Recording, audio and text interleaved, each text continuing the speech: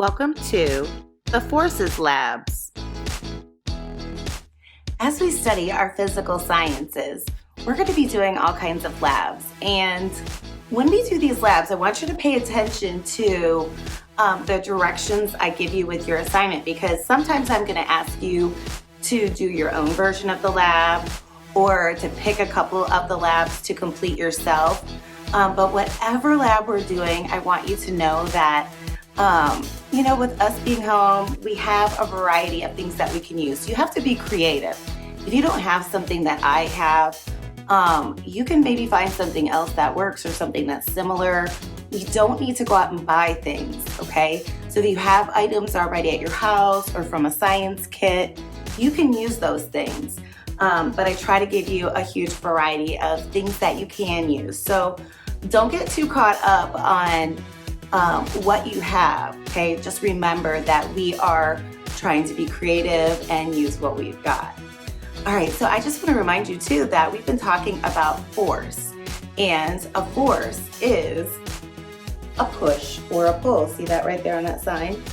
A force is a push or a pull. So we're going to be looking at a few different labs here, and we're going to be looking at how a force is a push or a pull and trying to understand those those different forces that maybe are all around us. So maybe you can be on the lookout too for some forces that maybe you didn't think about.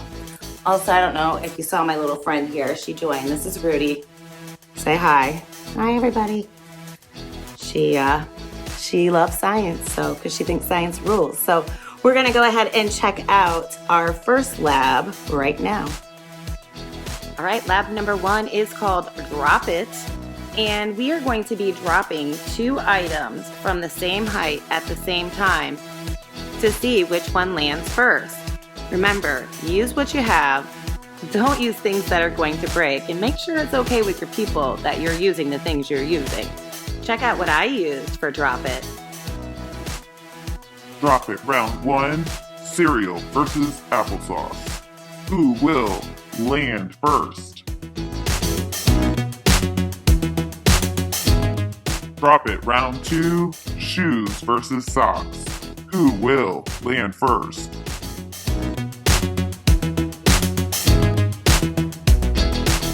Drop It round 3, marble versus bouncy ball. Who will land first?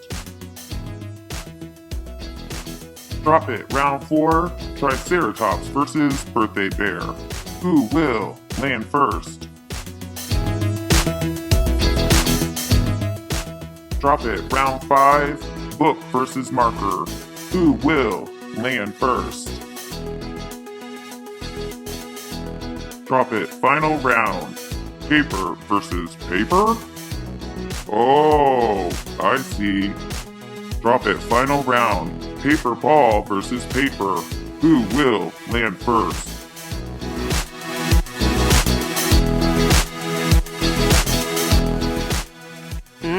Some interesting results there. I did do each one of those drops 3 times, but I wanted to show you the variety of things I was dropping. I think everything but the final round hit at the same time. Did you notice that? Why didn't the final round hit at the same time? Why don't you try this lab and figure it out? So to do the Drop It lab, drop items from the same height at the same time and figure out which hits the ground first. What force pulls the items to the ground? It's our force of gravity, of course.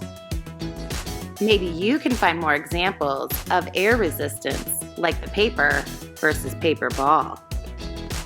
That's it for lab 1, Drop It. Let's go ahead and check out lab number 2. This one's called Parachute. All right, we're going to talk about another example of a force lab that you can do. And this one is based off of going to the dentist. We went to the dentist, and my son was good, so we got to pick a prize out of the prize bucket. And he chose a little parachute guy. And of course, I asked if I could have one too. So the dentist said yes. And so we got these that are really just simple. It's It's just a little toy, like a weight, and then some plastic and string. And so I was just thinking, like, if I threw this up and catch it going down with that air, maybe you didn't see that, let's try again. But when I throw it up, it's definitely going up higher than when it goes down, because I'm catching that air. And we have that air resistance. But I wondered if we tried different sizes of a parachute, what would happen? So like I said, we got this one, but we can make one and we can all be creative with that. So all you need is something plastic. Think about that. You could use a plastic baggie, a plastic bag from a grocery store, and we could cut them in 3 different sizes. Tie some string and tie a little character of some sort. Or you can also use, let me show you what else you could use. Sometimes people use a washer, one of those silver rings.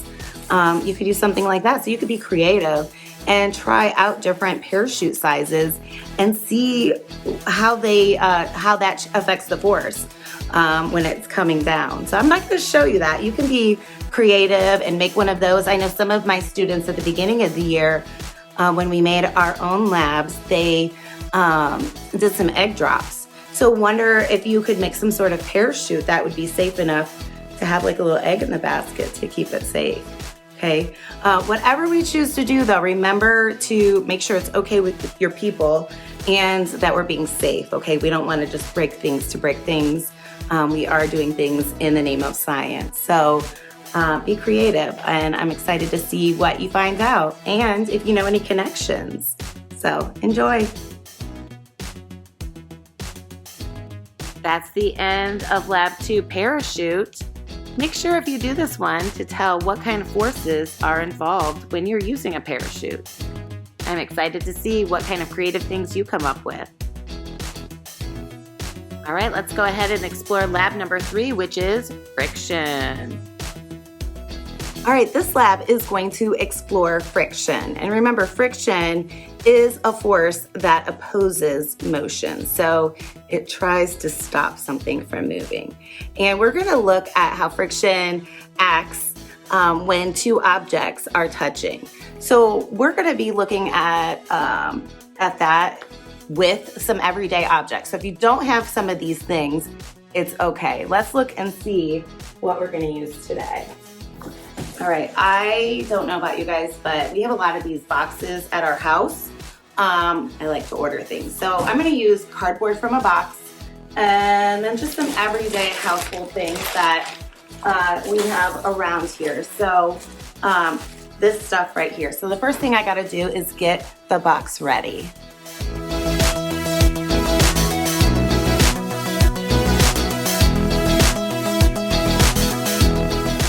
All right, I'm gonna get my materials to put on that box too, because I'm gonna use that as a ramp.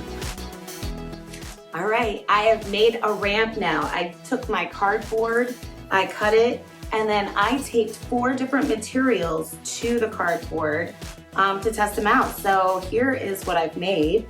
And so I just used some tape here, and I taped on, it looks like some cloth, some styrofoam packing stuff. I call it styrofoam packing paper. It's kind of like a piece of paper, packing material, okay? Some sandpaper, so it's nice and rough, and then wax paper. So remember, if you're doing this one at home, you do not have to have all these same materials. You might have some other things, like maybe you wanna try it just on the cardboard. Maybe you wanna try it and use something like foil, or maybe some paper on top. You know, I've got this like packing paper. You could use plastic wrap, all kinds of things. So you could get creative. But what I'm gonna do here is I'm going to use this as a ramp. All right, I'm not sure why, but science seems to be done easily when I'm on the floor, and at school we do that too. So you know, if you want to get on the floor for this, it's all right. One of the things I thought I would do was to start and try each car, a Matchbox car, and see if I push it across, if it makes a difference. That one stopped it. Good.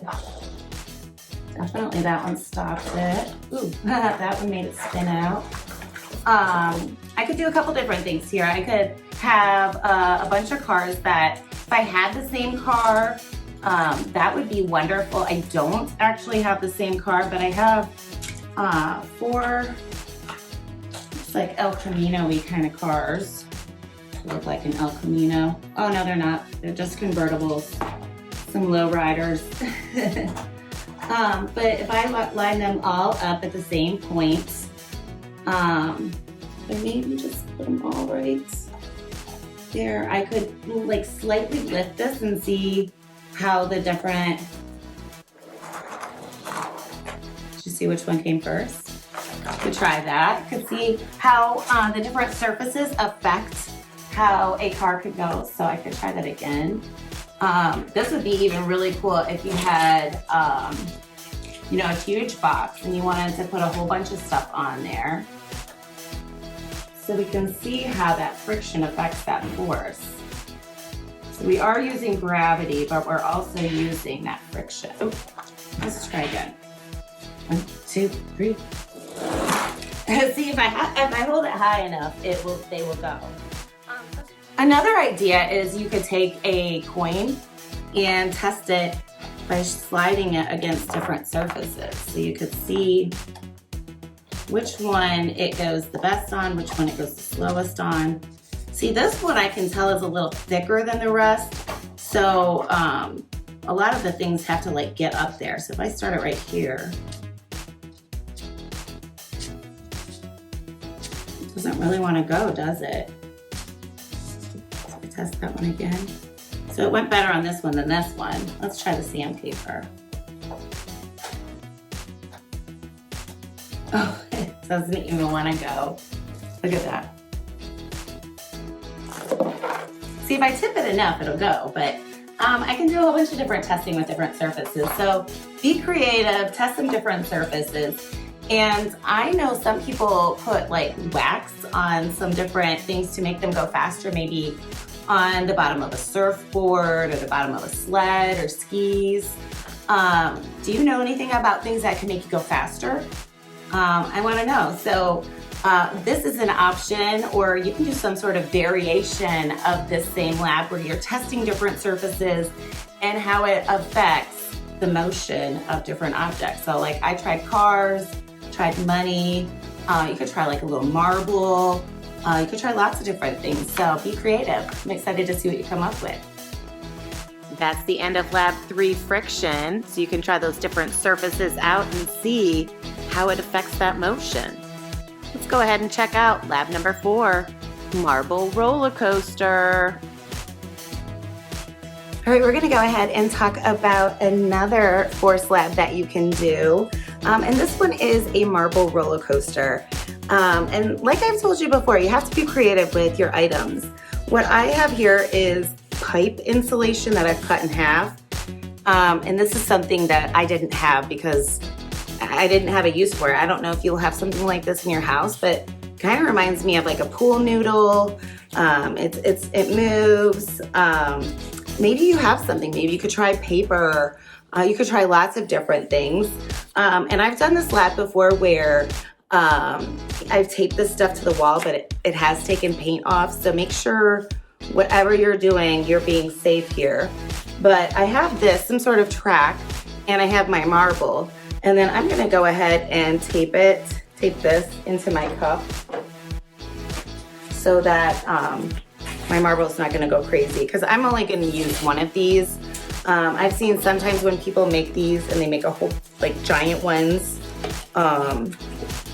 with a bunch of these. They make a huge roller coaster for the marble and try to drop it and get it to do all of the crazy things that maybe you would on a roller coaster. Do you like roller coasters? All right, so now I have the pipe insulation taped to the cup, and I can put the marble on the track. And so I could try a couple different things, like can I make the marble go back and forth, back and forth? Could you do a loop-de-loop? What kind of forces change as you change the track? So this one's kind of cool because you're trying to keep the marble in the track, but you can do all kinds of different things. So be creative, show me what you can do. All right, that's the end of our fourth lab, marble roller coaster. We're gonna check out our fifth and final lab, which is dominoes. Do you ever play with dominoes or something that you could set up like this? This is another great one for forces because when you push it, there's a chain reaction. And if you do some really cool, you can do some really cool stuff with it before you apply that force. That's another lab choice. Be creative. You don't even have to have dominoes. What do you have that you could use to stack up and push that force to transfer that energy so we can knock all of them down? Be creative. That's it for our fifth and final lab, dominoes. So which of these labs are you going to do to better understand forces? I look forward to seeing what you come up with. Whatever you decide to do, make sure you use the force. All right, that's all from me. Take care. Peace.